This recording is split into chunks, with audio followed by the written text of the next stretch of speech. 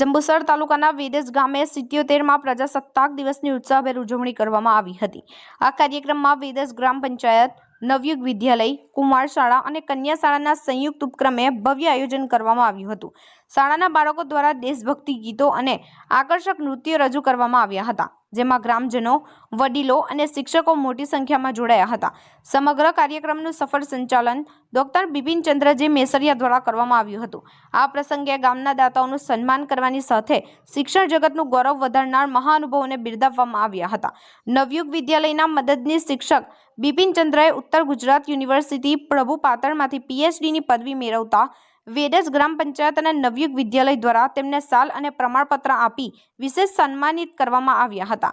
કાર્યક્રમમાં ભાઈલાલભાઈ ધોળકિયા, કન્યા શાળાના દીપિકાબેન પટેલ, નેતિશાબેન જયેન્દ્રસિંહ ગોહિલનું પણ સન્માન કરવામાં આવ્યું હતું। દેશપ્રેમ અને ઉમંગ સાથે સંપન્ન થયેલા આ કાર્યક્રમને ગ્રામજનોમાં અનેરો ઉત્સાહ પૂરો પાડ્યો હતો।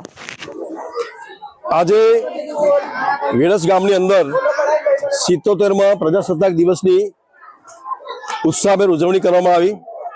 એમાં ગામના અગ્રણીઓ, ગ્રામ પંચાયત સભ્યશ્રીઓ, સરપંચશ્રી, તમામ આગેવાનો, કન્યા શાળા, કુમાર શાળા આચાર્યશ્રી, શિક્ષકગણ, વેદસ હાઈસ્કૂલના આચાર્યશ્રી, શિક્ષકગણ, નવી વસાહત અને તમામ ગામ લોકો આ બધાએ ભેગા થઈને આ ગામની અંદર આ રાષ્ટ્રીય પર્વની ઉત્સાહભેર ઉજવણી કરી અને તમામ જે બાળકો છે એ બાળકોએ પણ ખૂબ સરસ રીતે પોતપોતાની કૃતિઓ રજૂ કરી અને આ કૃતિઓ રજૂ કરીને દેશની જે ભાવના છે એ ભાવનાને આજે ઉજાગર કરી છે।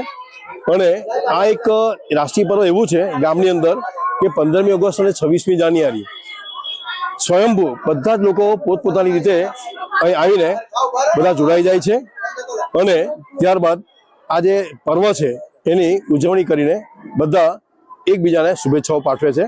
અસ્તુ, જય હિન્દ, જય ભારત।